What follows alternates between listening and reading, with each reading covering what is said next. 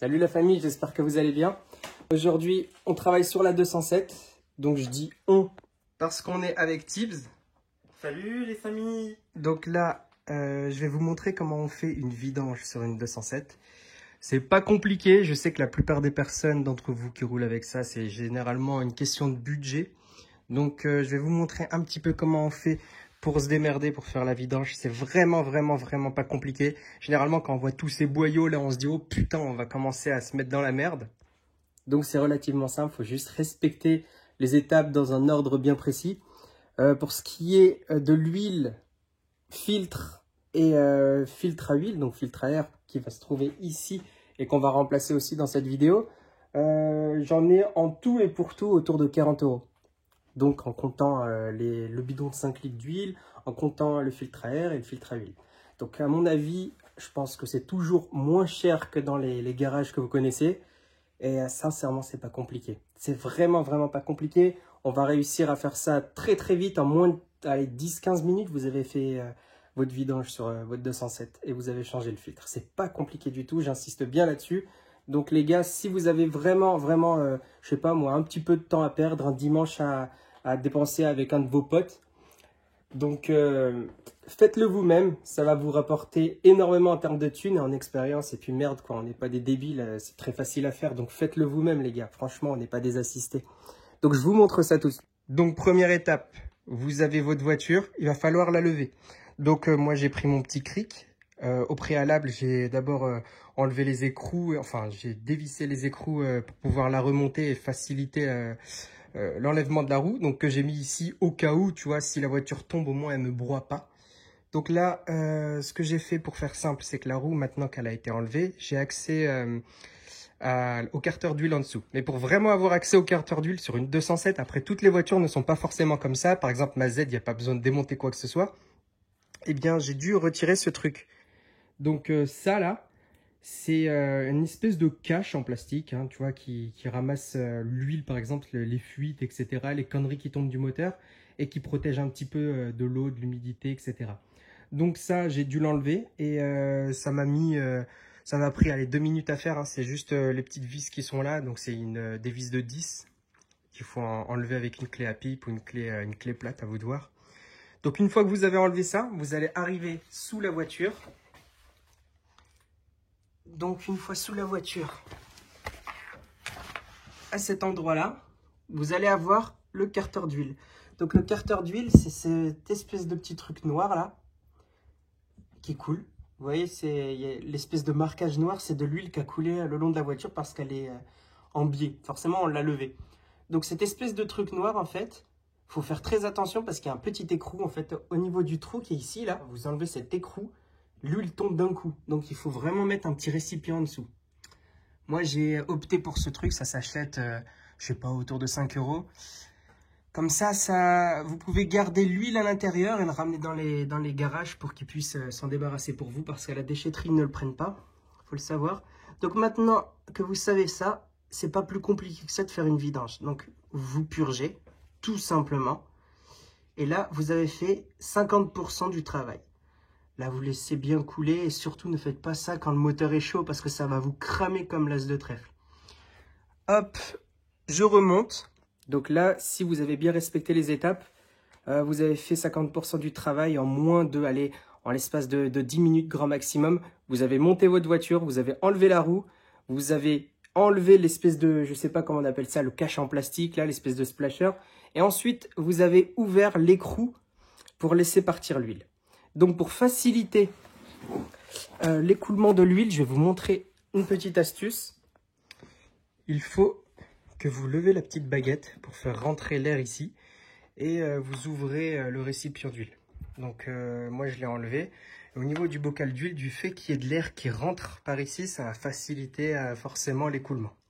Donc en attendant de faire ça, moi ce que je vais faire, c'est que je vais ouvrir la boîte à air ici. Et je vais mettre un nouveau filtre pour que la voiture respire un petit peu mieux. J'ai pas investi sur un gros filtre. Allez, à tout casser, il a dû me coûter 10 balles. Je vais vous montrer pour ceux qui connaissent pas les références et qui veulent savoir ce que je vais mettre dans ma 207. Voilà. C'est un Man Filter. Donc on trouve dans tous les garages. Voilà la référence pour ceux qui ont des 207. Ça doit marcher avec les C3, ça doit marcher avec les 208, je pense. Enfin bon, voilà. Donc c'est cette référence-là.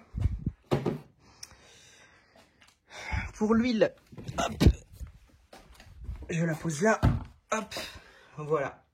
Donc c'est une quartz. C'est exactement la même chose qu'une Activa, pour ceux qui se posent la question. Donc moi j'ai mis de la quartz tout simplement parce que j'ai acheté ça sur Amazon et ça coûtait 20 balles au lieu de, je sais plus, 40 balles en magasin. Le seul changement par rapport au magasin, c'est qu'il y a écrit quartz. Et il me semble, si je dis pas de conneries, c'est que c'est dans un autre pays, dans les autres pays, c'est une autre dénomination et en France, on appelle ça Activa. Donc c'est exactement la même chose. 5W40 parce que 40, je trouve que ça protège un peu mieux le moteur. J'allais faire une bêtise, j'allais monter dedans alors qu'elle est sur un cric.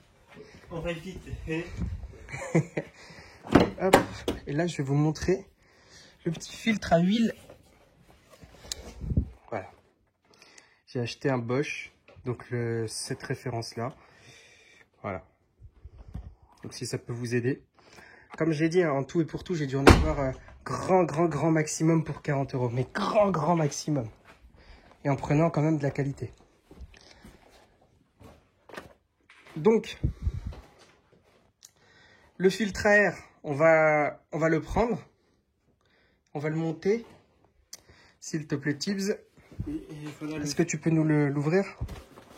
Yes, sir.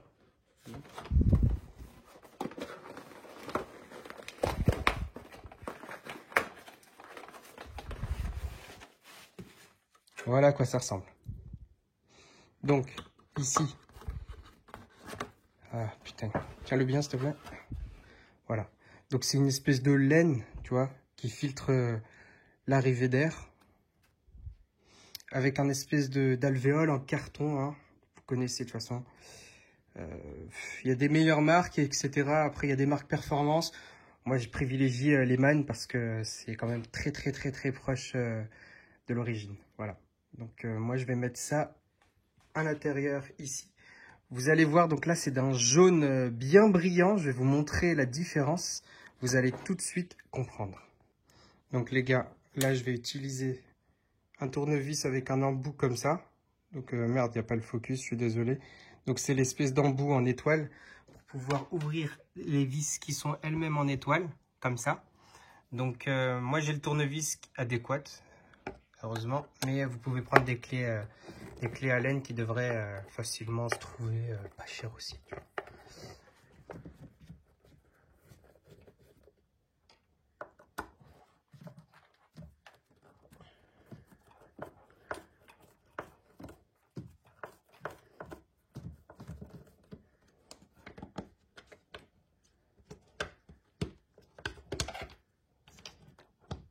Et voilà. Donc je les mets là en attendant. Ici. Et là, on devrait avoir accès à la boîte à air seulement en la soulevant. Si je dis pas de bêtises, je pose ça. Il est là. Donc je vais vous le montrer, regardez. En fait, si vous voulez ouvrir votre boîte à air, ici vous avez un petit clips, hop, qui est comme ça. C'est pour ça que ça empêche l'arrivée. Il est là. Monte un peu s'il te plaît. Là. Vous voyez, il est là. Donc, hop. Et vous faites la même chose pour le remonter. Donc normalement, je pourrais avoir accès à la boîte à air beaucoup plus facilement, comme vous pouvez le constater. Donc je l'enlève. Ça va nous éviter de nous faire chier. Et là, vous pouvez directement comparer avec celui-ci. Donc c'est exactement les mêmes. Il y a un espèce de machin ici pour nous permettre de le mettre correctement. Voilà. Vous voyez? Regardez à quoi ça ressemble. C'est censé être comme ça. Hein. Vous voyez? La voiture, forcément, elle a du mal à respirer avec ce genre de conneries à l'intérieur. C'est quand même très important de le faire pour moi à chaque révision. On voit quand même la différence. Il y a vraiment une différence. Hein. Il y a pas... C'est le jour et la nuit, là. Ouais. Donc, hop, on va mettre ça pour le recycler. J'ai vu qu'il y avait de la merde encore à l'intérieur. Là, on va tricher un petit peu. Nous, on va utiliser l'espèce de machin là pour pouvoir... Vas-y. Souffle ça. Encore. Si tu peux souffler un peu le moteur là.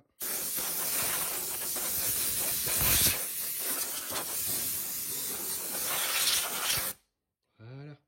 Donc là les gars, on va faire ça propre. Maintenant vous voyez, c'est clean.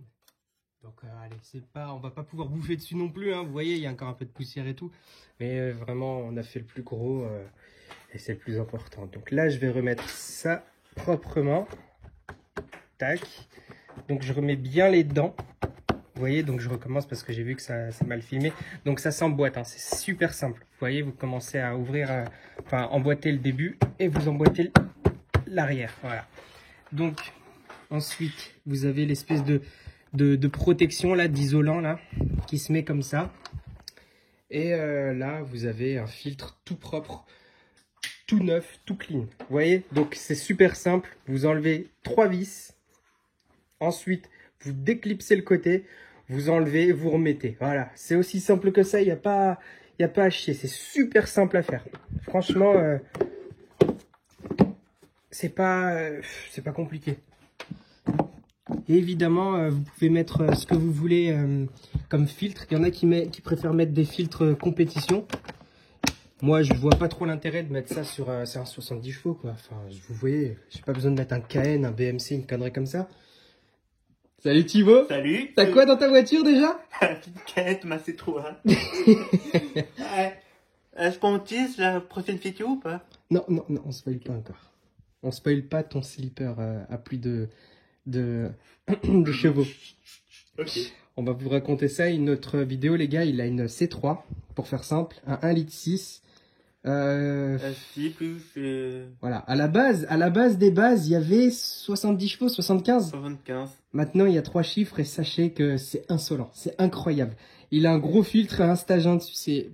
Laissez tomber. Faut qu'on vous fasse la vidéo, vous allez voir, vous allez comprendre. C'est sa bête démoniaque. Bref, donc ici, on va remettre les 3 vis. Donc, je vais laisser Tibbs le faire, en espérant qu'il ne me casse pas quelque chose. Oups. Pardon, j'ai été...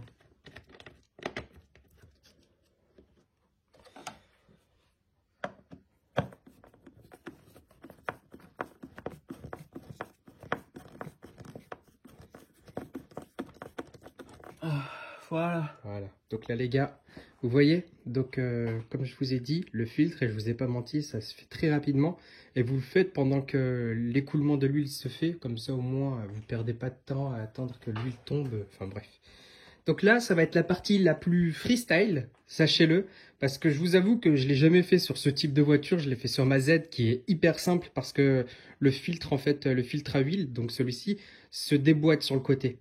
Donc, une fois que vous êtes en dessous de la voiture, à côté du carter, vous avez juste à le tourner et à l'enlever. Pour cette voiture, c'est totalement différent. En fait, sur la Z, ouais, le filtre ressemble à un truc comme ça. Sur vos 207, C3, 208, machin, truc, ça ressemble plutôt à ça. En fait, c'est ce qu'il y a à l'intérieur d'un filtre classique comme ça.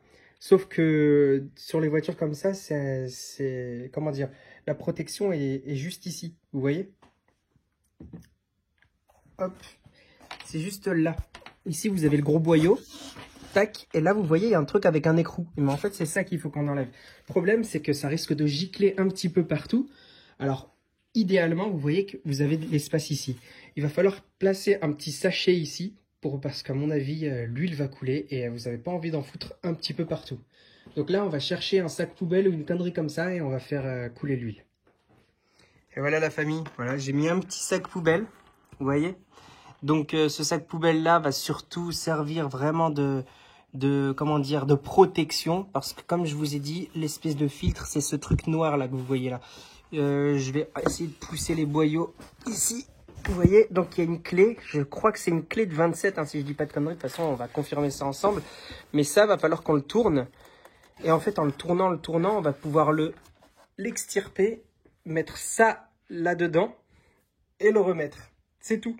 Et en fait, le problème, c'est qu'en l'extirpant, ça risque un petit peu de gicler, quoi. Il risque d'y avoir toute la mauvaise huile qui était sur le même filtre, du coup, qui est utilisé. Ça risque de nous couler dessus. Donc là, je vais remettre des gants, histoire de me protéger un petit peu. Surtout, il faut que vous sachiez que généralement, ces filtres viennent avec un joint qu'il faudra impérativement remettre. Donc je le laisse par-dessus pour m'en souvenir.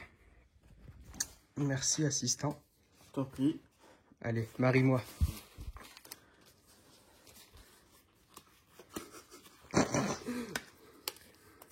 Regardez-moi ça, c'est pas trop efficace?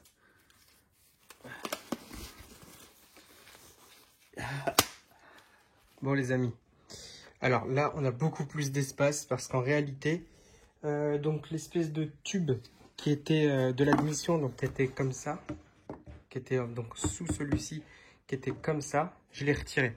Donc il n'y a pas besoin de dévisser quoi que ce soit, hein, il faut juste le tirer comme ça. Voilà. Donc après pour le remettre, ça va être une autre paire de manches je pense. Donc il faudra juste qu'on voilà, qu'on le remette un peu, etc. Mais bref, il était là-dedans et vous voyez, il n'y a pas de... Il n'y a pas comment dire, de collier de serrage, il n'y a rien, hein, c'est juste, voilà, ça se déboîte, ça se remboîte, voilà. Donc je l'ai enlevé et j'ai beaucoup plus d'espace pour pouvoir mettre la clé, donc qui est à cet endroit-là, comme je vous l'ai dit tout à l'heure. Donc là on voit même très bien le truc. Vous voyez l'espèce de machin avec le gros écrou, bah c'est ça en fait qu'il faut enlever, voilà.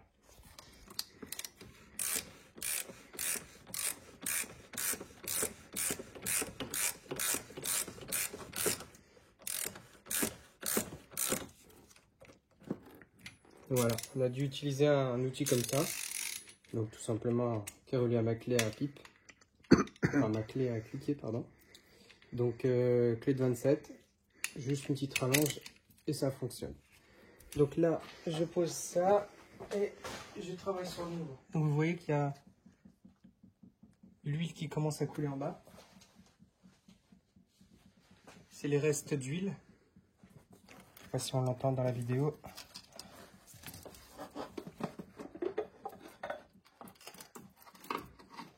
Hop, vous voyez, d'où l'utilité du petit sac plastique, c'est pour éviter les petites gouttes, hein, voilà.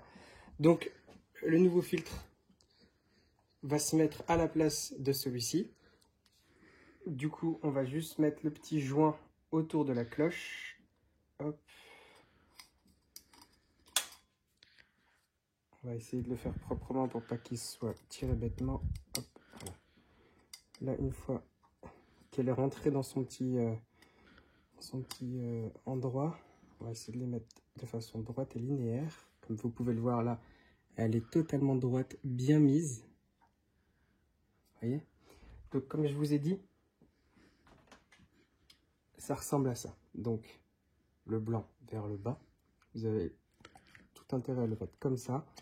Et il faut que le haut soit de ce côté-là. Voilà. Donc j'ai forcé un petit peu pour percer l'opercule de telle sorte à ce que le filtre soit bien à l'intérieur. Donc là il est à l'intérieur, il est bien attaché, il est voilà. Donc maintenant on va le remettre. Je vais juste le nettoyer un petit peu avant. Donc je vais prendre une petite lingette. Hop, ça y est, on a des lingettes dégraissantes. Donc c'est super pratique, hein. Regardez par exemple mon doigt est noir, je fais juste ça, je frotte dans l'endroit rouge, et ça me rend tout propre. Donc c'est des trucs dégraissants assez pratiques. Donc je vous avoue que je pensais que c'était un peu plus rapide, mais quand même on met du temps là, hein. On prend notre temps. Là on est en temps réel de toute façon.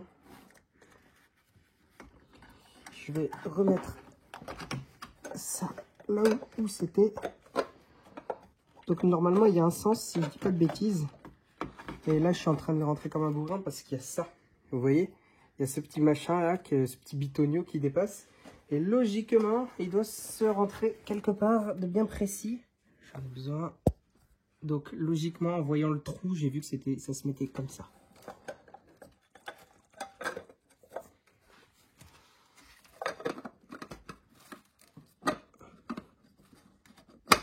Voilà.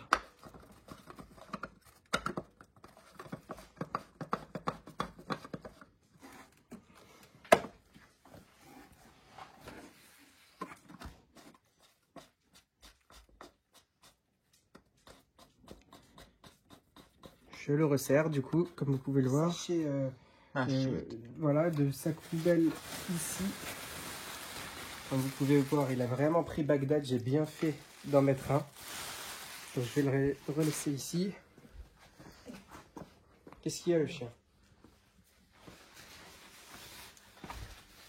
Hop. Je vais nettoyer mes bêtises. Tac. Hop. Allez. On nettoie ça.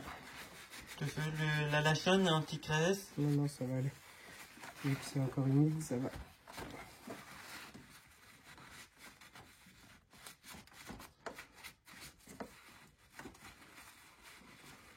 C'est important de bien nettoyer si vous avez fait ça parce que ça va laisser des dépôts après avec le temps, ça va ramasser la merde, la crasse, etc.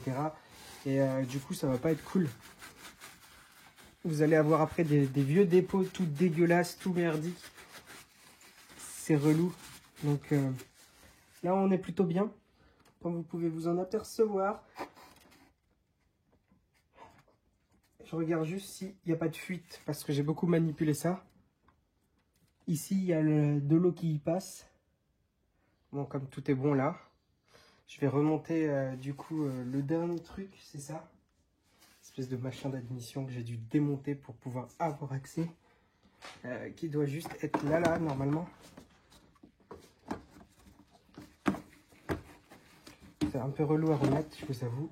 Mais ça doit s'emboîter.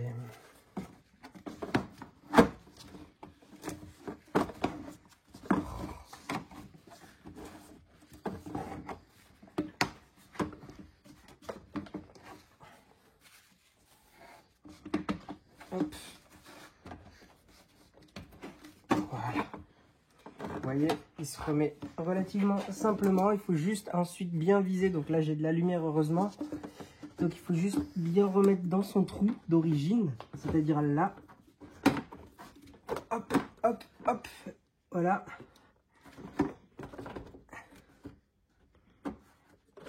Il est bien dans son trou et recoincer l'admission dans son clips. Donc vous voyez, l'admission est revenue correctement. Donc c'est assez simple à enlever, c'est assez simple à remettre. C'est étudié pour après, hein, vous voyez. Donc là, il n'y a pas de problème. Pour la partie filtre, je vous avoue que c'est la partie la plus chiante. Mais c'est faisable, quoi. Vous voyez. Donc là, comme on a dit, le machin est bien remis. L'admission est bien remis. Vous avez changé votre filtre à air. Maintenant, la partie la plus simple, c'est-à-dire on va remonter pardon, le cache en plastique et le petit truc du carter, donc le petit écrou, pour qu'on puisse mettre de l'huile. Et ensuite, vous aurez terminé votre vidage. Je nettoie bien.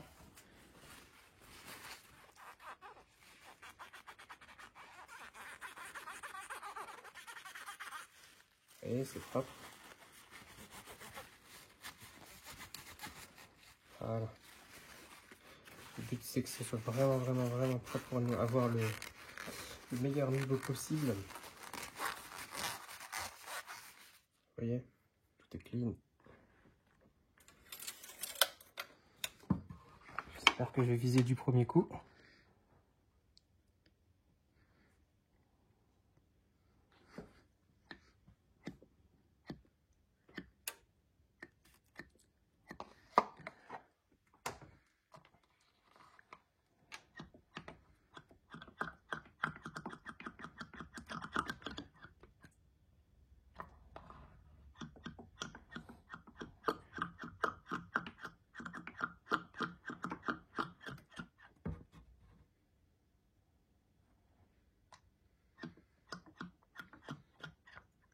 Voilà.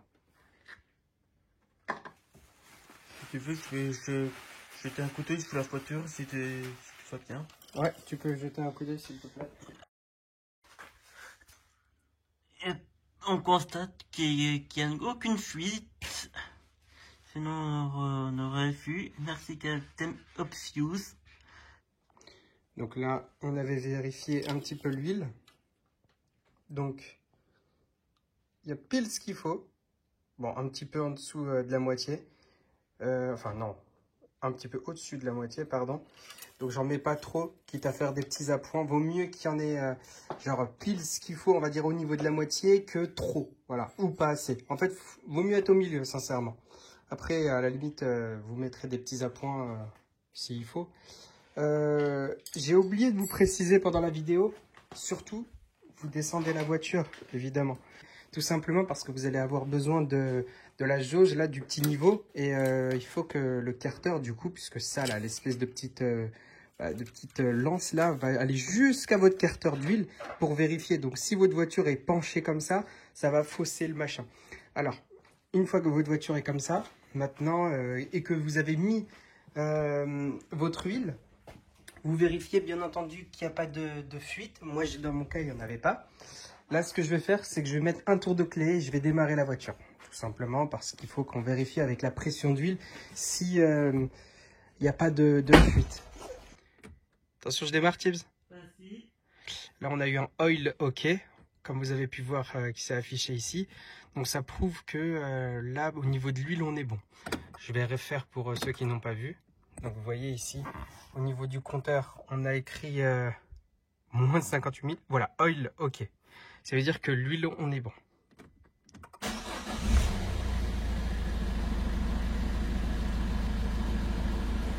Bon, la famille. Donc, c'était pas si compliqué que ça en soi. C'était même relativement simple comme opération.